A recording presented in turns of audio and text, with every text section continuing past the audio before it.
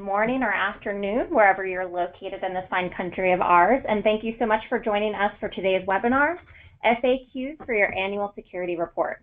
This webinar is one of a series of free webinars during National Campus Safety Awareness Month.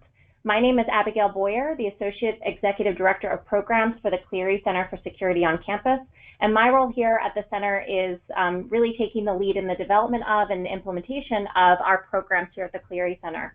I'm also joined today by my colleague, Laura Egan, and I just want to take a moment to have Laura introduce herself. Hi, everyone. As Abby said, thank you so much for joining us today. My name is Laura, and I've been with the Clery Center for about a year with some previous experience in both residence life and student conduct in student affairs. And this is certainly, as Abby will mention, I'm sure, our busy season when it comes to reviewing annual security reports, as it is for you all as it comes to creating them. So we're really excited to have you joining us today, and we hope to provide a bunch of helpful information for you.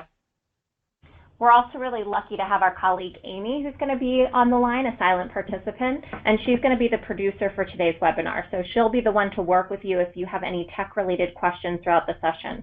I'm first going to review a couple of housekeeping items before we get started.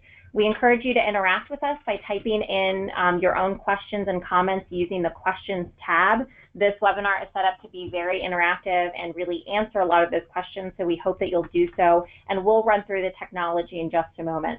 We'll also have time set the webinar in which we'll ask you to share specific thoughts on a topic that we present to you all. We'll run through how to use the tech, and we will record today's webinar, and it'll be provided to you in next week's National Campus Safety Awareness Month email. Before we move on to some additional content, we just want to take some time and share a little bit about our work here at the Clery Center in case you're unfamiliar.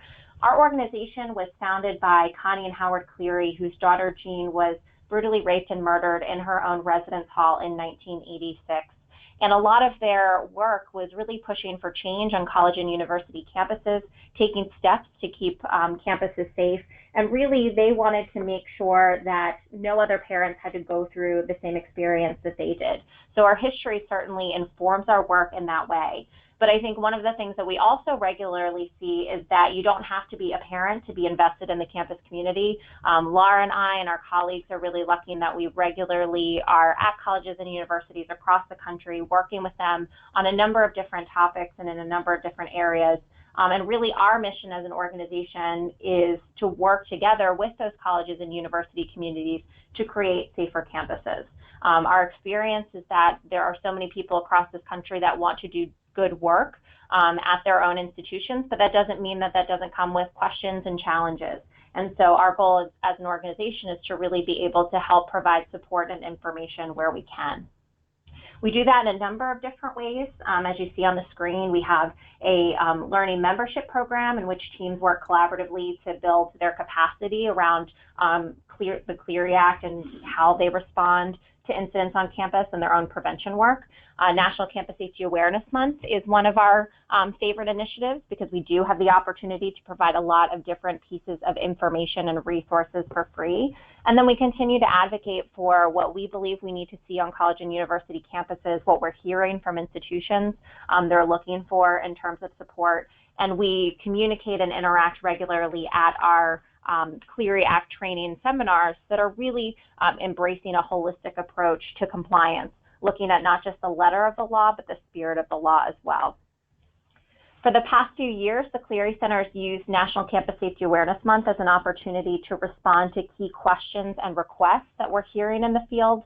And our means of doing that is by creating professional development programs and resources that you can access throughout the month.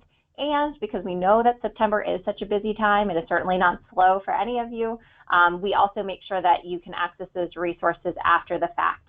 You'll certainly be able to do that through the National Campus Safety Awareness Month website that we've developed, and we'll talk about some of the other free resources we created specific to this year's campaign that might be useful on your campus as well. If you haven't yet had the opportunity to sign up to participate in this year's campaign, you can do so by clicking on the link in the control panel that was provided to you.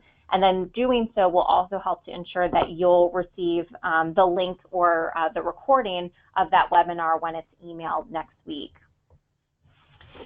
And so for all of our webinars this month, and you will frequently see this, I know some of you have participated in prior webinars as well, we always try to do an overview of the topical areas just to make sure that we're all on the same page, at least have the same base level of knowledge going into talking about some really specific topics.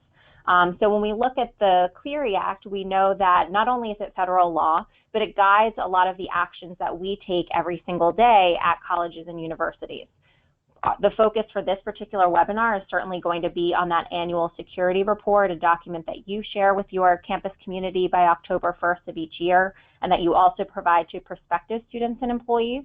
And that annual security report we often refer to as the cliff notes, excuse me, so to speak, of the efforts that you're taking on your campus. And so as we talk today, we're going to be exploring more what's captured within that report, the policy statements, the crime statistics that are reflected in the report, as well as how some of the most recent amendments to the Clery Act that took place in 2013 are continuing to impact our approach and our structure and how we reflect this information. We also know, though, that even though this report is due annually, there are also ongoing requirements and ongoing disclosures and means that we share information with our campus community. So that takes place through emergency notification if there's an immediate threat to the health or safety of the campus community, timely warnings that we send out if there's a serious or ongoing threat to our campus, a daily crime log that we maintain if you do have campus police or security on the campus addressing crimes that are occurring, and then the everyday actions of prevention programs or reporting options or the way that you respond to incidents on your campus. So again, we know that Clery Act reporting and requirements is not just something you do annually, but rather areas that infuse your actions every single day on the campus. The Department of Education enforces the Clery Act. And so as we're talking today, you might hear us reference some of these areas that or players that we're calling the key players. One is the Department of Education Clery Act Compliance Team, and that's the division of the Department of Education that enforces the Clery Act specifically, that is separate from the division that enforces Title IX, which is the Office for Civil Rights. And then we may also reference WestStat. They are a federal contractor for the Department of Education, and so institutions work with them when they're submitting their statistics annually to the Department of Education, when they are inquiring about specifics to their campus. WestStat runs a help desk that provides additional support and information. So there may be times when that comes into play during our discussion today. We also might reference some specific resources. So the Clery Act statute and regulations are really the underlying requirements. They are what we go back to. They are what we are required to do for the purposes of Clery. But then there are other places where we seek out or we can go to for information to help better clarify how these regulations apply on your own specific campus. One of those places is the Handbook for Campus Safety and Security Reporting, which is considered sub-regulatory guidance, but is guidance. It is insight on how the Department of Education interprets these regulations and how they expect institutions to apply them, as well as Department of Education program review findings. So the department enforces the Clery Act through program reviews. And the reason that that sometimes comes in as we're talking about some of these areas is we find that looking at program reviews can be a really good source of information. We don't bring them in to create fear around a program review, but rather to talk about here are some places where we see patterns across institutions of similar challenges that they're facing and how they address them within the program review or how we might address them at our own specific campuses. All right, so before we get started, last but not least, we want to make sure that we're doing just a quick technology review. So when you're looking at that control panel, you're able to find some of the key areas that are going to be really useful for you today. The first is that questions tab that you see within your control panel. When we direct questions to you all, we might be asking you to respond to something, to give your own insight, to give your own experience on the campus. So you're going to use that drop down to answer those questions. That's also the space where if you have questions, you can address them towards us as we're going throughout. I know a couple of you were already using those if you were having some trouble with sound or there were issues with your own tech as you were navigating this webinar. So please do continue to use that, whether it's a challenge that you're having in accessing the webinar or it's a question that you'd like us to dive into as we're talking about the annual security report today. There's also going to be one poll that we have during the session today in addition to some of those question activities. And you will notice the slides that you see on the screen popping up. Now, our question is not going to be what your favorite color is, but we are interested. So if you want to use the questions pane to share what your favorite color is, that's totally fine too. But we will have a poll really asking a little bit more about your own experiences on the campus. And so just make sure to click on whatever your specific answer is, and then we can use that to digest the information a little bit further. And lastly, we just wanted to make sure that we were addressing why Clery Webinar Wednesdays. So the Clery Center is going to have 4 webinars this month that we called Webinar Wednesdays that are really focused on just this, frequently asked questions, things that we are hearing regularly come to our organization, or things that you submitted in advance of this webinar because you wanted us to dive into it. So it is really a dedicated space. We kind of borrowed this idea from some work that we did with the Office for Victims of Crime a few months ago, in which they created this share format for people to be able to put in their questions and ask questions within a safe space. And we thought that that was so valuable and a good way to be able to answer some of those things that you might be thinking as well. So please do feel free to type in questions throughout the length of the webinar. We'll start with those that were submitted in advance and some of the key themes that we saw, but certainly the goal of the webinar is to go from there and continue to move forward. We do have over 500 registrants for this webinar, so we may not be able to get to every single question, but we'll certainly be paying as much attention as possible, pulling out common themes with the questions that we're seeing, and we will provide contact information for if there are any questions that you didn't get the chance to ask or that we didn't get the chance to answer. Right. So for this particular webinar, since it's focused on the annual security report, we're going to look at what are the required components within our annual security report. We're going to talk about the notification and distribution best practices. So what are we seeing institutions doing that we really like? What are some things that we know are working on campuses when we look at distribution? We're going to talk about the importance of cross-campus collaboration. I know Laura and I were just in New York for a session a week or 2 ago, and one of the things that we kept on hearing from participants is that some were really getting more and more collaboration across their institution for putting together this document, and they've seen a huge benefit in that. We also, unfortunately, though, see too many who feel as though they're in making sure that all of this information is what it needs to be.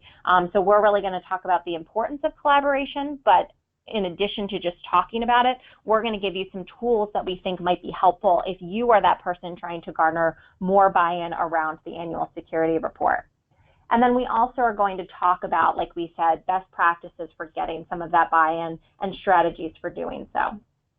All right, so we're going to start out with the required components. We're also going to go for our first poll, so our producer Amy is going to launch that. And one of the things that we want to get a sense of as we dive into this is what part of the annual security report is most challenging for your campus. So is it putting together the policy statements? Is it the crime statistics themselves? Is it the design and the layout of the report? Is it the notification and distribution of the document, or meeting the publication deadline of October 1st? Okay, so I'm just going to take a few moments. I saw a lot of you have already participated. We have a little under half that have been able to provide their own insight. If you are on another screen, please just take a moment and click right into that poll, and we'll get a sense of where some of these challenges are for you.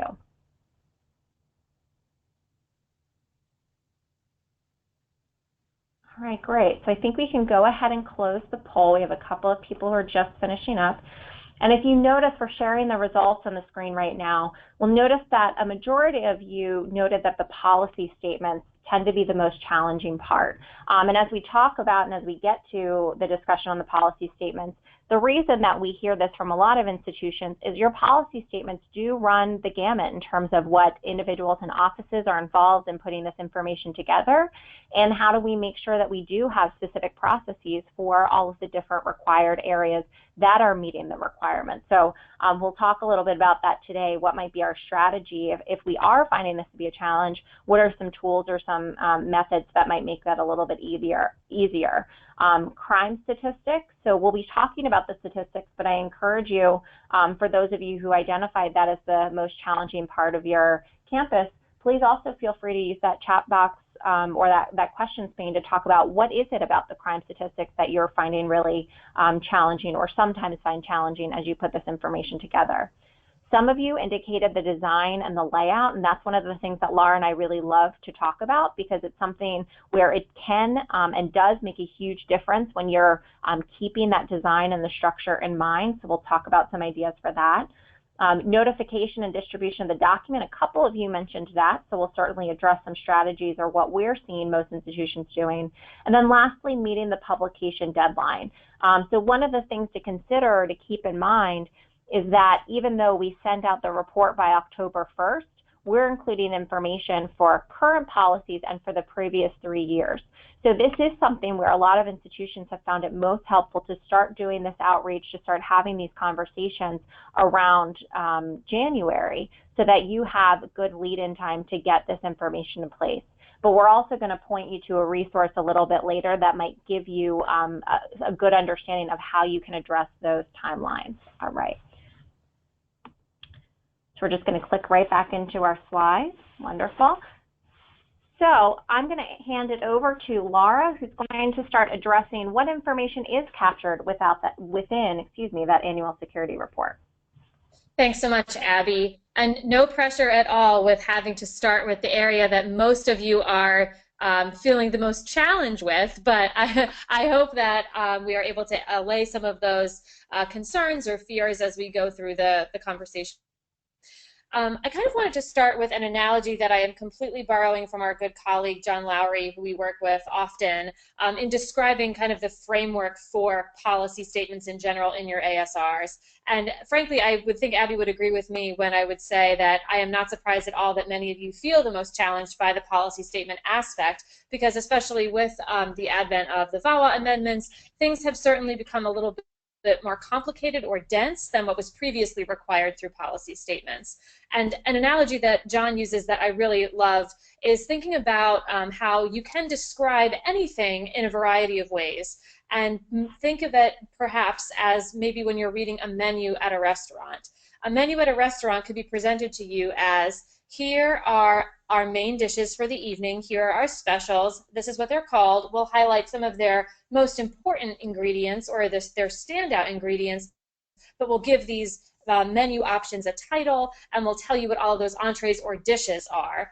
Or you could describe and organize all of the information in your menu by every single ingredient included in every single dish or offering in the menu.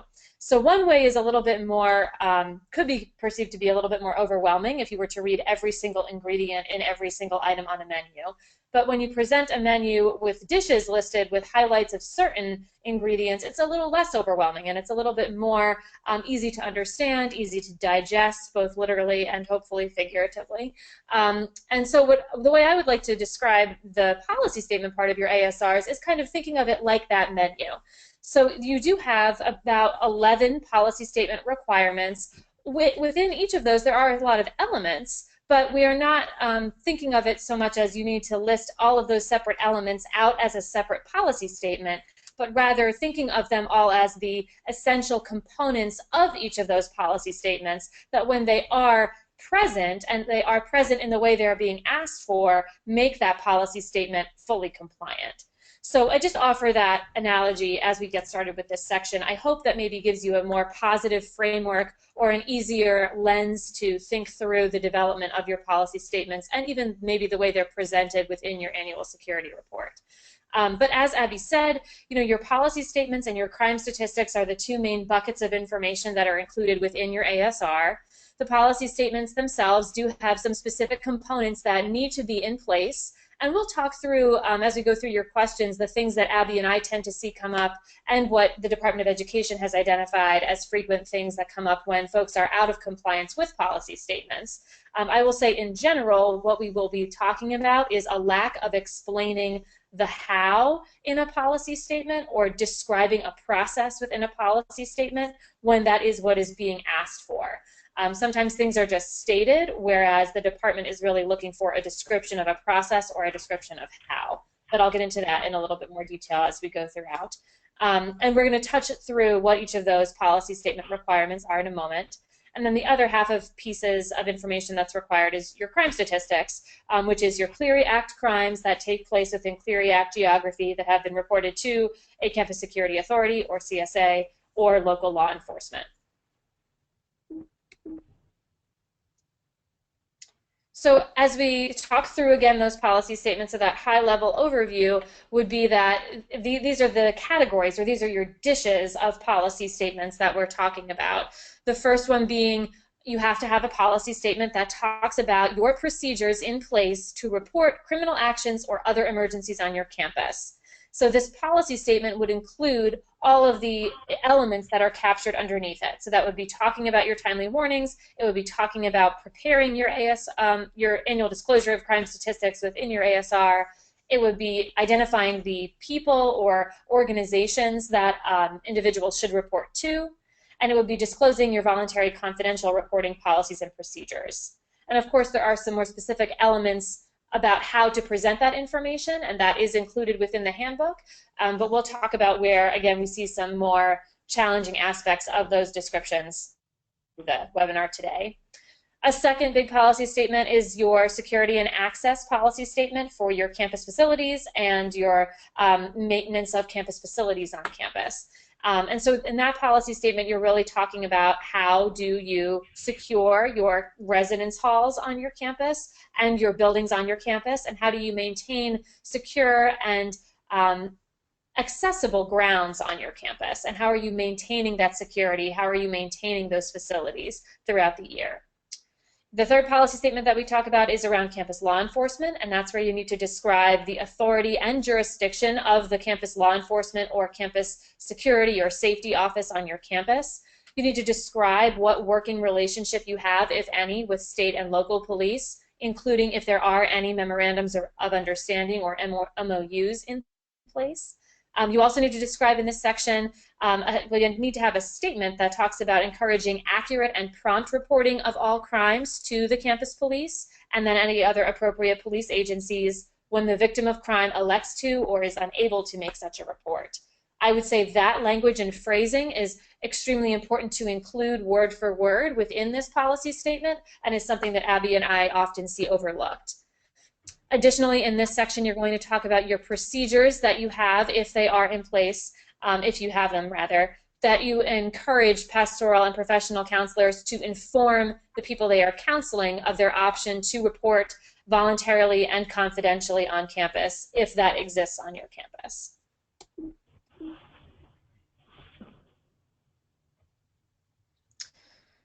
Great. And then the next policy statement will be talking about the type and frequency of your programs designed to inform students and employees about campus security procedures and practices. So this is talking about your crime prevention programs. The next one is really talking about your, this is talking about your security awareness programs, whereas the next bullet is talking about your crime prevention programs. The most important thing to remember here is it is okay if you do not have these programs in place, but you would still need to identify and state that you do not have them in place at this section of your ASR. And this is really an opportunity to talk about not necessarily what has taken place in the past, but what is currently ongoing within your community that would give an external reader information about what programs are in place to inform them about how they can protect themselves from crime and others, and what resources are being offered on their campus that aid in the prevention of crime, and in what ways is that information communicated to the campus community. That's really the distinction between your security awareness programs and your crime prevention programs. Crime prevention programs are the things that are in place, such as your blue lights or your escort or shuttle services or your crime alert systems. And then your security awareness programs are how do you advertise those programs to your community? How are you informing your campus about all of the crime prevention efforts that take place? The next policy statement there is, again, that monitoring and recording of criminal activity by students at non-campus locations of student organizations officially recognized by the institution. This can be a very simple statement if there is no recording of such criminal activity at such locations, or if an institution does not have any non-campus locations of student organizations officially recognized, but it still needs to be a statement that is addressed within your ASR. Then we move into... Sorry, I'm going to jump in here. One of these things that I think Laura did a really great job of talking about, when we're putting these policy statements in place, we're talking about what our accurate policies are in these areas. So I'd really look at, in the language of your ASR, one, are we accurately reflecting what we're doing? And two, that would include that we don't need to hypothesize about scenarios that might not exist yet. And we've seen this from multiple institutions when we've done ASR reviews as part of our collaborative program, is that some institutions will address that specific statement, and instead of specifying that they don't have any non-campus locations of student organizations, they rather say, we don't have any, but if we did, here's what we would do. So it's not, you don't need to hypothesize or try to guess what your response would be if that were the case. Really keep the information specific to what you actually do. Thanks so much, Abby. The next 3 bullets right there are talking about your drug and alcohol prevention program policy statement requirement. So what you would need to talk about here is your alcohol and drug use policies on your campus and how they intersect with your enforcement of state and federal underage drinking laws, and then federal and state drug laws as well. What we see often coming up here are institutions stating that they do comply with state and federal laws regarding possession and use of alcohol and drugs, but they do not necessarily describe how their institution enforces those laws. And it might be something as simple as, we enforce laws by having our public safety office work in conjunction with our residence life office in response to incidents that are reported to us, or our residence life and community standards office are responsible for enforcing repercussions for those laws, or our police department enforces those laws. So just something that really speaks directly to the enforcement as opposed to we honor those laws. That's just a small discrepancy that Abby and I sometimes see coming up in annual security reports.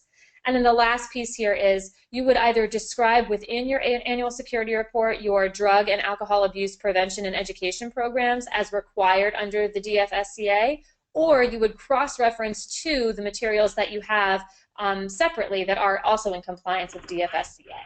This is the only section of your ASR where you are permitted to cross-reference to another outside external document in order to fulfill this policy statement. So again, just trying to go through these kind of quickly to get to your own questions. This next section, I would say, is definitely one where we do see a lot of concerns or some holes still in folks' policy statements. And this is the VAWA amendments to Clery policy statement requirements. And this first one is talking about, the programs that you have in place to prevent dating violence, domestic violence, sexual assault, and stalking in particular. This is where you need to talk about what educational programs and campaigns are in place for new students and new employees, and for matriculated students and employees that have already come into your institution in an ongoing basis. So you want to make sure that you are listing that your educational programs contain the required information in this policy statement, and that you're also making sure that you're inclusive of employees in this policy statement. You also need to include a policy statement addressing where to find registered sex offender information. It is not enough to say that it is found through an online website. It's really helpful to provide and necessary to provide that website in your annual security report.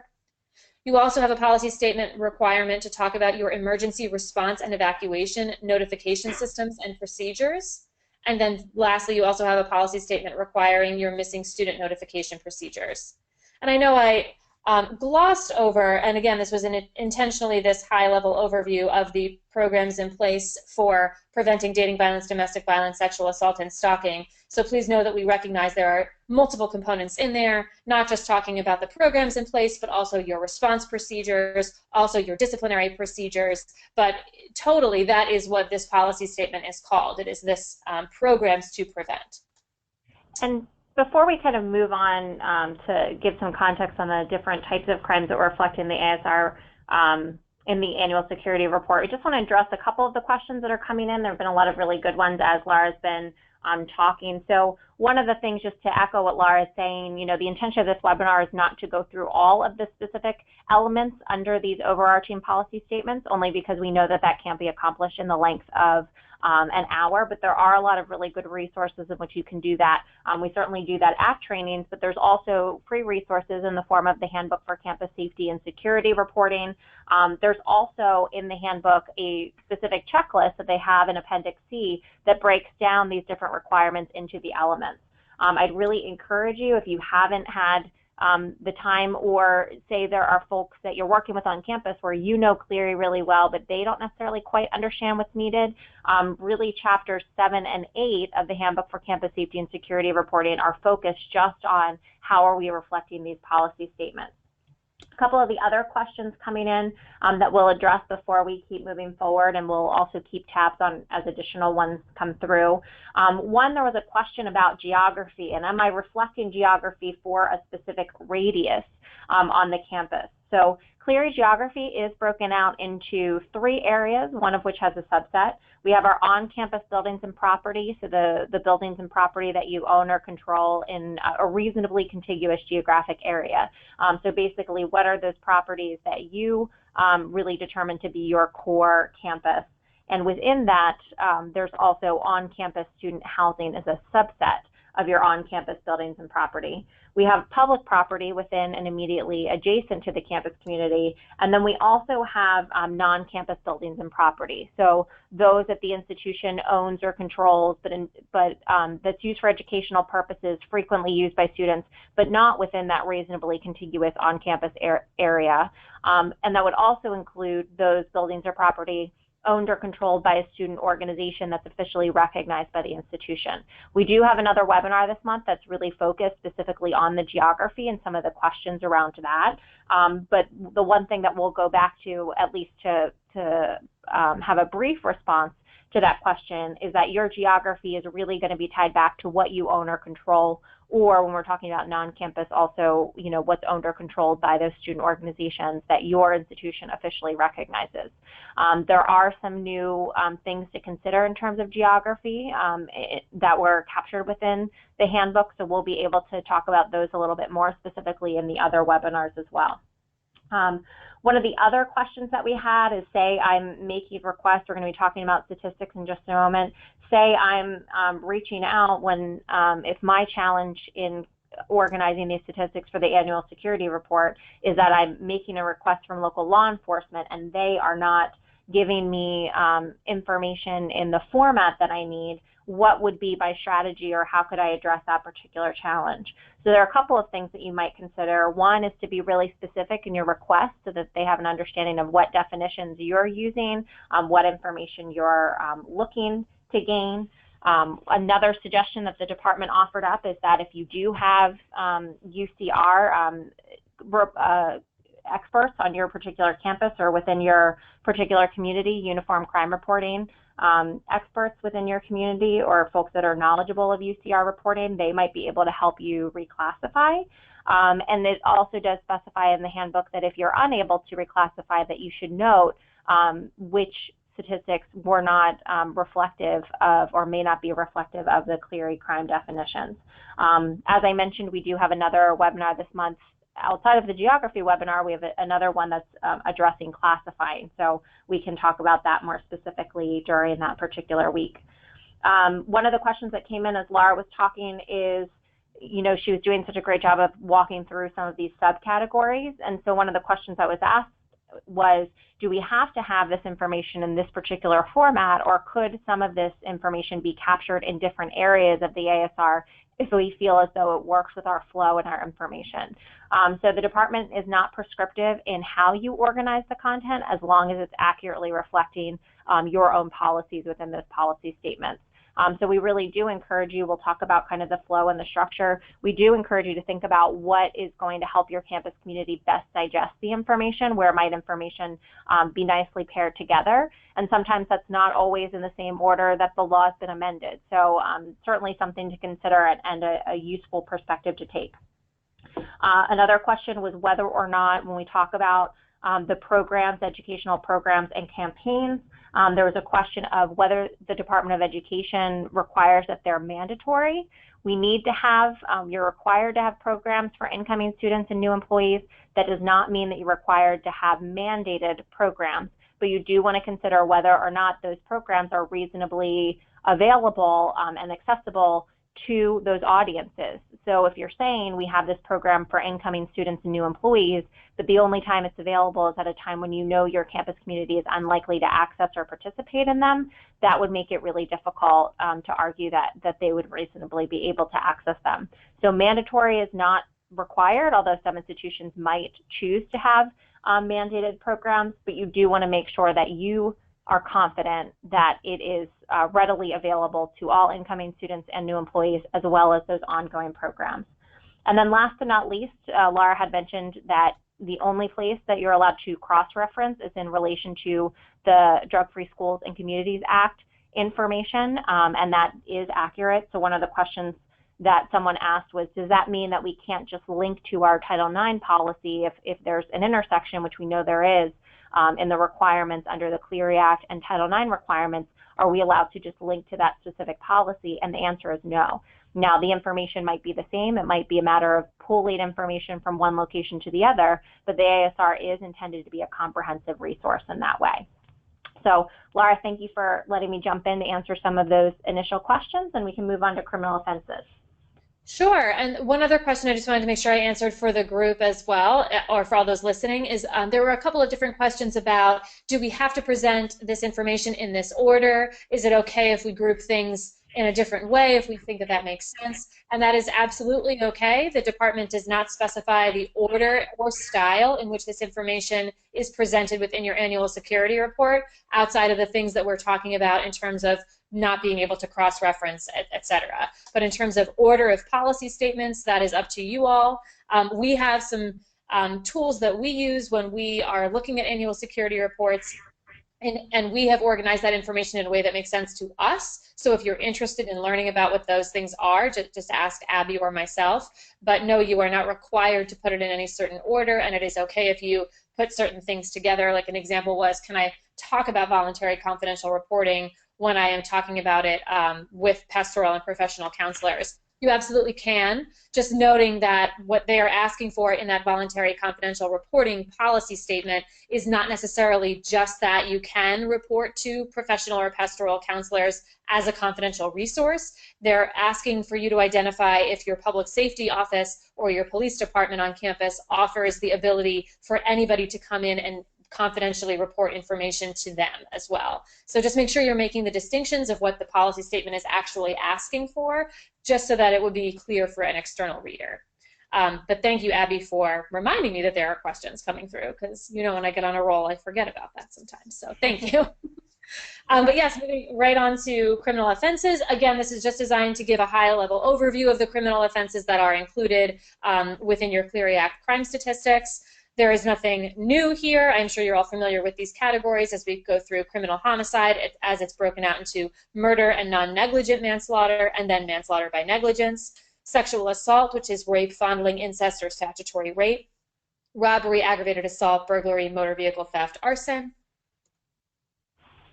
And then the VAWA offenses. And these are categorized, we're breaking them up into the 4 buckets as they are categorized by the most recent edition of the handbook, which has broken it out into criminal offenses, VAWA offenses, hate crimes, and then arrests and referrals. So we want to make sure we're being consistent with their language.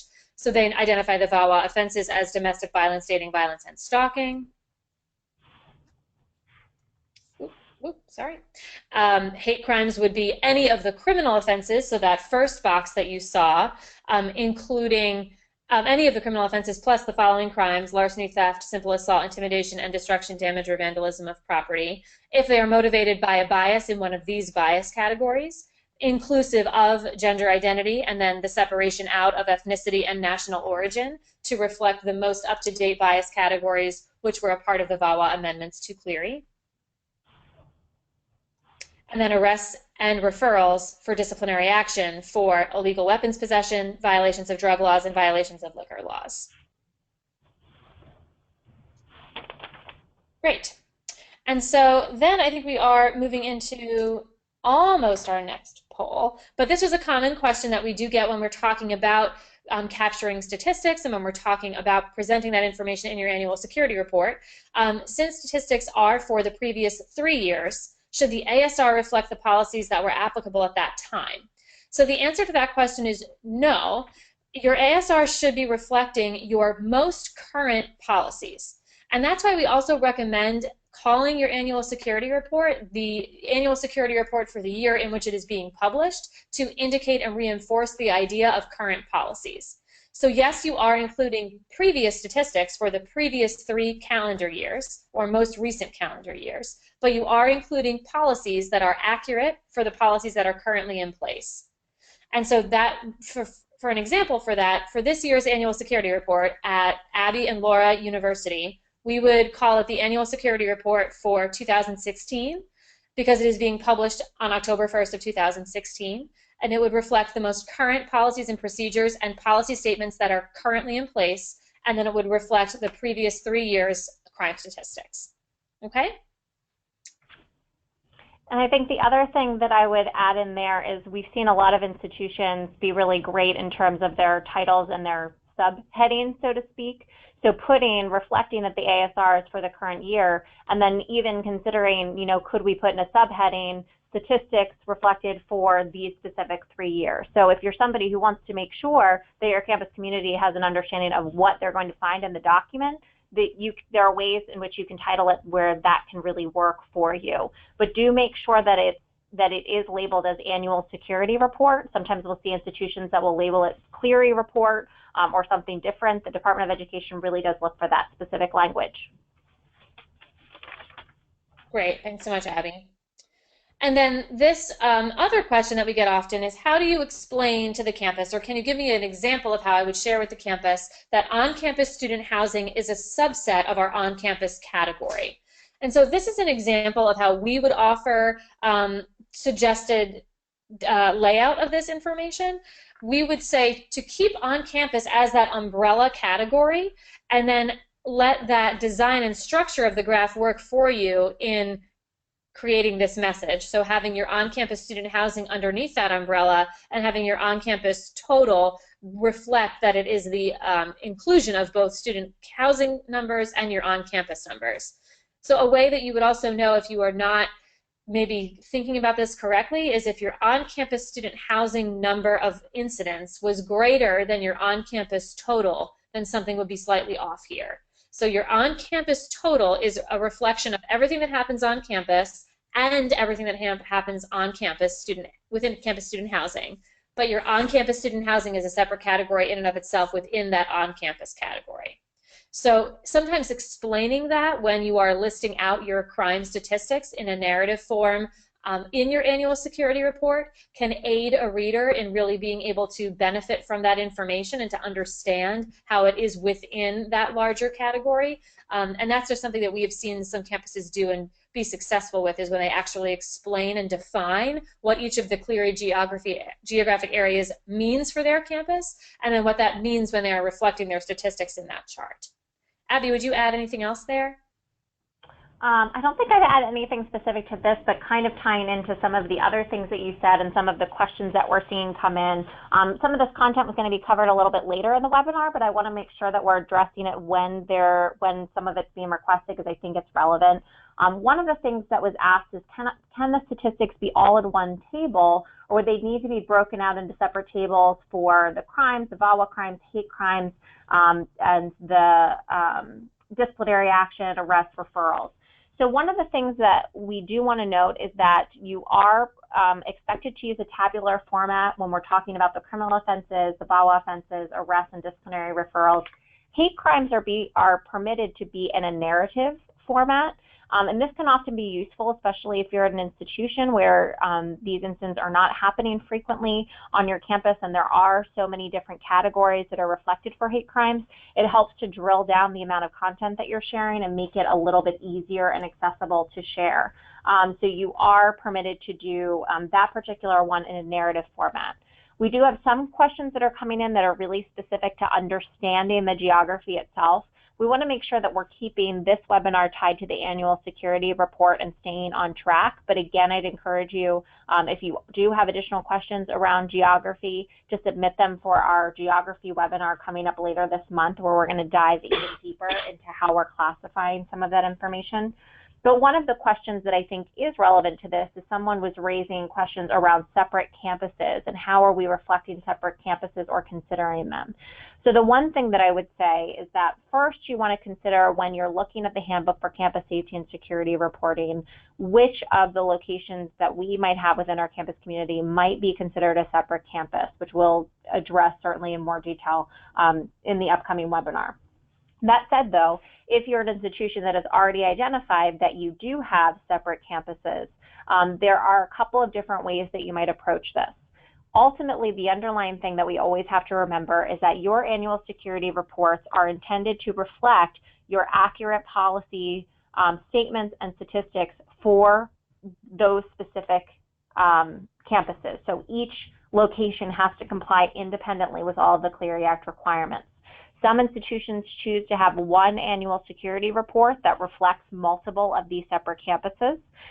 Language within the handbook still permits that as a practice, so you could still choose to do that as long as you are being very clear and very specific as to which policy statements, which contact information, which of the information in the report is relevant to each specific campus.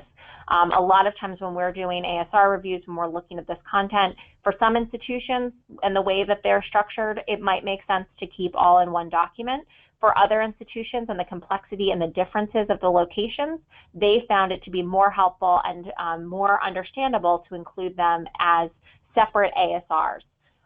So if you do have separate annual security reports, which is something that we've seen the Department of Education recommend in some of the presentations that they've done, again, you want to make sure that each of those reports is capturing all of the required information and that you do have all of the required Clery Act practices for all of them.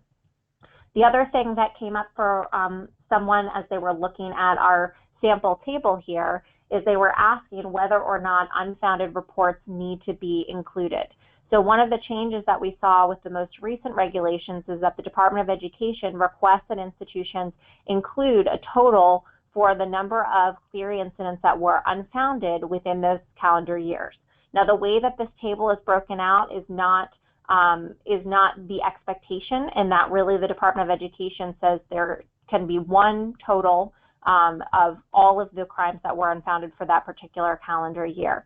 That said, though, we have seen some institutions choose to use the practice of identifying for specific crime categories which of those incidents were unfounded in which calendar year, and then providing the total sum to give some additional context as to how that or which crimes were unfounded. But to answer the core question is yes, institutions are required to reflect unfounded reports within their annual security report, as long as we're looking specifically at were they Clery Act crimes that are typically reflected within our annual security report. All right. So as we move on, we're going to look at notification and distribution best practices, but one of the kind of general takeaways we'll take from the first part is make sure when we're looking at our policy statements, when we're looking at our information, our goal is to really answer this is what we do.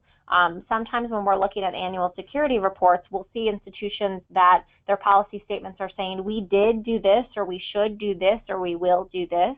Remember that when I'm trying to figure out what information is within this policy statement, when I read it, it should accurately describe what actual actions are taken on the campus if and when these specific incidents occur. So just something to think about there. So when we're looking at notification and distribution best practices, we're going to do a quick chat box question. So I'm going to ask you to use that questions pane. And we'd like you to list all the ways your institution shares the annual security report with the campus community. So if you can just use that questions pane and put in there, what are some of the ways that you share that ASR with your community?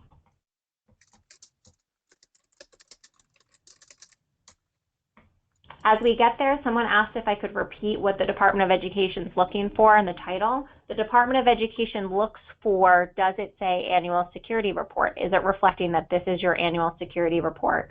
Now, for institutions that have on-campus student housing that also have a fire safety report, some institutions choose to do both reports within the same document, which is totally fine, in which case your annual security report would reflect that. It would say that it's the institution's annual security and fire safety report for that specific year. If you choose to do those documents separately, then you would want to make sure that you have a direct link to where you can find the other document.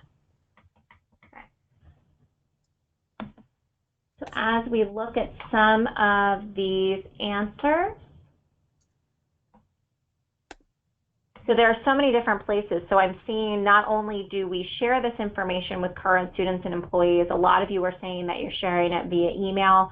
The other thing that I love seeing, though, is that there's a lot of information about it being shared on different websites. So it's not just captured in one place, even on the institution's website, but for multiple departments.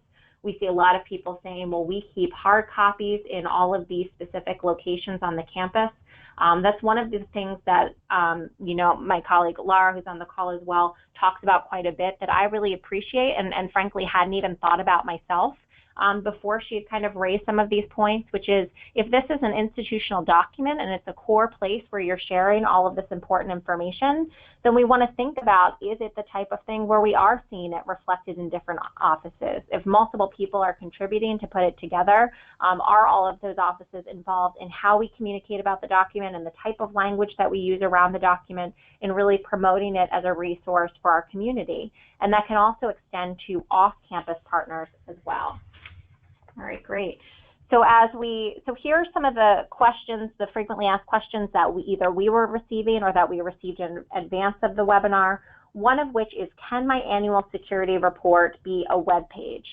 So even though some of this information may be captured in other places, you might choose to post information on a website or create a web page.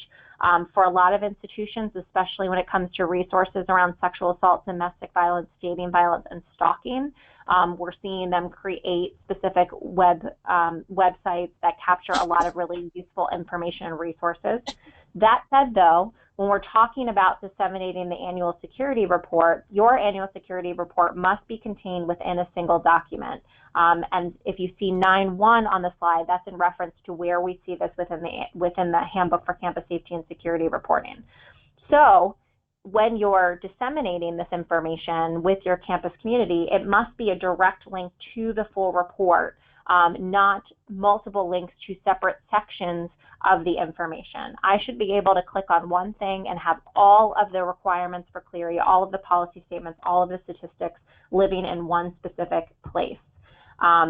And if the institution decides to share the annual security report as a part of another document, such as the campus directory, if that's the case, the cover would have to include or reference the inclusion of the annual security report. And again, all of the required elements would still need to be comprehensively in that one location. The next question is, what if we need to update or change information within the ASR? So we know that things change. You might recognize, you might go to a training and realize that information in the ASR is out of date or needs to be changed. So if it's the statistics that you're considering, if you notice that there need to be updates to your prior statistics, what the department calls for is for institutions to update their previous annual security reports that included the information. So any of those annual security reports that reflect those calendar years for which you needed to update the statistics should also be updated to reflect that content. If it's the policies themselves, that the institution updated a specific policy, then what the department asks is that the institution updates the most recent annual security report and provides context as to why that change happened. So what change was made within the annual security report, when was the change made, what were the reasons for the change, and then redistribute the annual security report using those same methods that you used to distribute it the first time. Another question is, how does Clery define a student?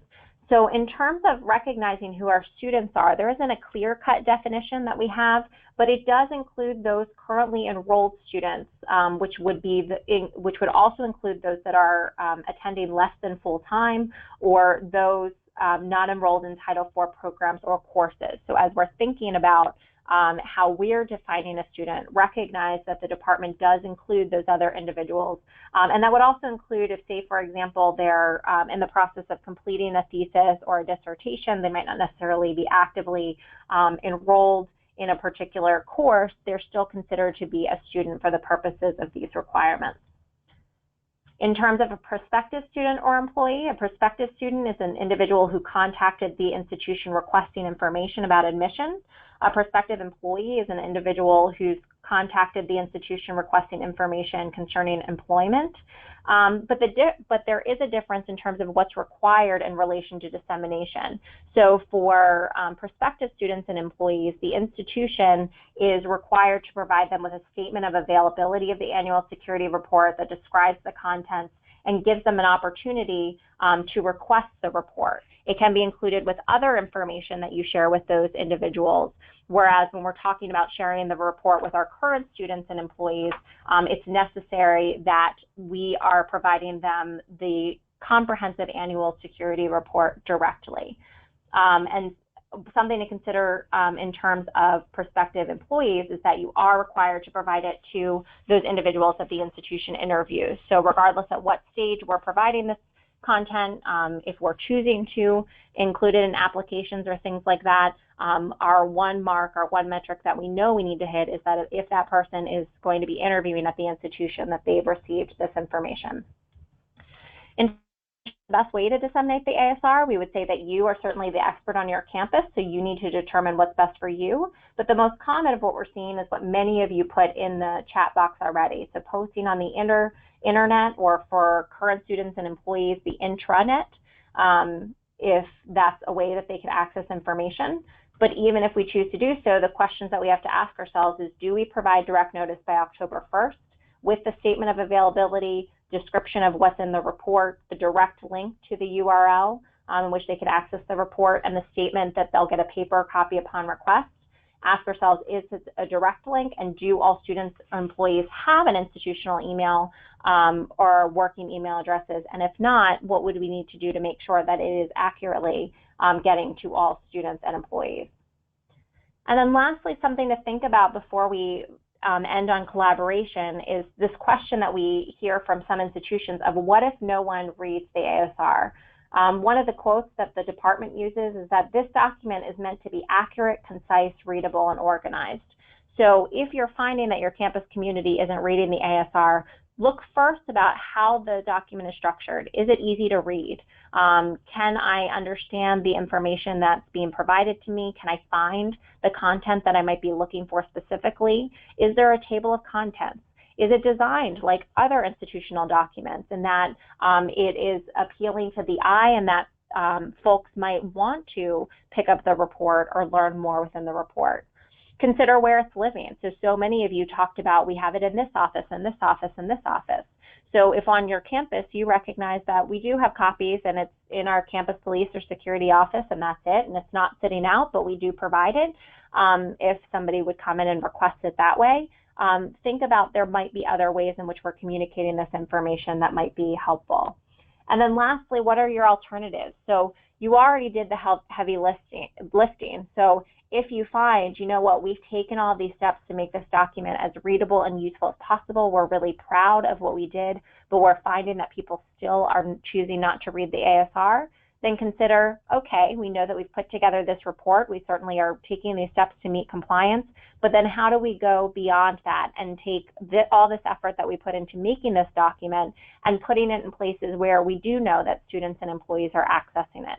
So if you find that you've put all of that effort in and you're still not getting a response from your community, then consider where are the places that we know our community is going. Is it a specific website? Is it an app? Is it a different place or format in which we're sharing information? And then how do we pull relevant content from this annual security report and duplicate our efforts a little bit there so that this can really be as useful as possible? All right. So lastly, Laura's going to touch on cross-campus collaboration and leveraging buy-in. Thanks so much, Abby. And yeah, as we're kind of rounding out this webinar, I just wanted to touch on some pieces about asking who is involved in drafting your annual security reports. That'll be our last chat box question for you all. Abby, would you mind advancing the slide? It's not clicking through. Thank you. And so if you all could just submit through that chat box who on your campus is a part of drafting the annual security report. And it's okay if it's just one person, but we want to kind of get an idea of who you all are working together.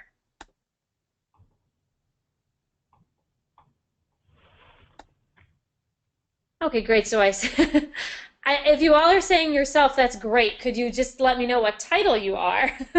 And that would help. If you're in a police department, if you have a title of Clery coordinator, if you are working in addition to your wellness folks, your community standards folks.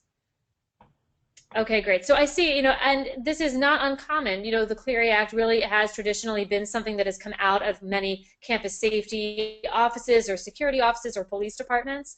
And so I think that it is great that it is still coming from you all, but as the requirements have evolved and as the Act has evolved, it has certainly come to involve information from many other departments besides just public safety. And so when we think about who's actually at the table putting this information together, it makes sense to have folks from more offices than just public safety, and to really kind of reevaluate the processes that are in place on your campus for getting this information and collating it and putting it all together. It is one thing to collect the information from a bunch of different folks, but are we actually talking to each other about the information as well, about how to best put it together, again, to make the document work for you so that it is great as an external resource for other folks as well as an internal resource. And so when we get questions often about, I am the lone soldier doing this work, how do I get more involvement from the campus? How do I get buy-in? And so one thing we want to highlight or draw your attention to within our NACSAM resources on our NACSAM website is the Annual Security Report Project Plan. It is a template, really, or a sample of a document that you can use to craft your own project plan for developing a committee to put your annual security report together, and then to actually create that annual security report together. And so we've designed it in a way where you can insert your own campus's information to make that document work for you as a project plan you can give to your supervisor or your supervisor's supervisor as an organized way to tackle this work. And we also have that link to this particular webinar, so you can download it right from there, but it's also on the National Campus Safety Awareness Month website and has been linked throughout the webinar as well. So just something to consider as you're going through. We know that so many of you might be leadership for this and taking the lead on this, but that certainly doesn't mean that you should have to do it alone. And many times what we see at colleges and universities is that many folks involved, as long as they understand what the expectation is or how they can best be of help. So hopefully the project plan might help you better communicate that or help you communicate that in order to get that in place. The final question that we wanted to address as we wrap up, because I think we've certainly highlighted as we've been talking about some of these different areas why it does require so many different individuals and departments to be involved, is we did keep on going back to October 1. And the reason that we did that is because the requirement under Clery is that colleges and universities must distribute their annual security report to current students and employees by that October 1 deadline. It doesn't get submitted directly to the Department of Education, although they certainly might look at it if they were to conduct a program review. But the institution does submit the statistics for the previous 3 calendar years for those Clery Act crimes directly to the Department of Education, and those statistics should align with the information within the annual security report. So thank you again to all of you for joining us today. In your control panel, you'll see a link to an evaluation for today's webinar. We'd really appreciate if you take just a few short minutes to share your thoughts and your feedback. We'd love to know what kind of content you'd like to see more of as we plan additional webinars, not just for National Campus Safety Awareness Month, but throughout the year. This webinar was just one of several webinars for National Campus Safety Awareness Month. As a reminder, this webinar recording will be included in next week's National Campus Safety Awareness Month email blast, and will be available on the Clery Center's YouTube page and the NACSAM website. So you can click on the links in the control panel to register for upcoming webinars and to sign up to receive weekly professional development emails during National Campus Safety Awareness Month. We also encourage you to follow us on Facebook and Twitter using the Clery Center handle for daily campus safety information. We've been tweeting and sending messages on Facebook all throughout the month, and we'll continue to do so. So those are messages that you might also choose to share with your own campus community. You can visit our website to learn more about other training opportunities and learning resources, such as our collaborative program, our team-based learning membership program that really does bring together colleges and universities to build sustainable approaches to campus safety and Clery Act compliance. If you have any questions, please do feel free to reach out to us using the email address info@clerycenter.org. We know that this is a lot of information to cover in a short period of time, so we really hope that this is more the start of a relationship in which you know that you can reach out to the Clery Center, and we are happy to help and provide insight and direction to resources as much as we possibly can. Please do remember to visit our website, sign up for some of the additional webinars, especially if you were asking specific questions to geography or collecting statistics or sexual assault, domestic violence, dating violence, and stalking policies, because we're going to be covering that in more detail throughout the month. So please do sign up. All of our National Campus Safety Awareness Month webinars are free. So thank you so much for joining us all today, and we hope you all have a wonderful afternoon.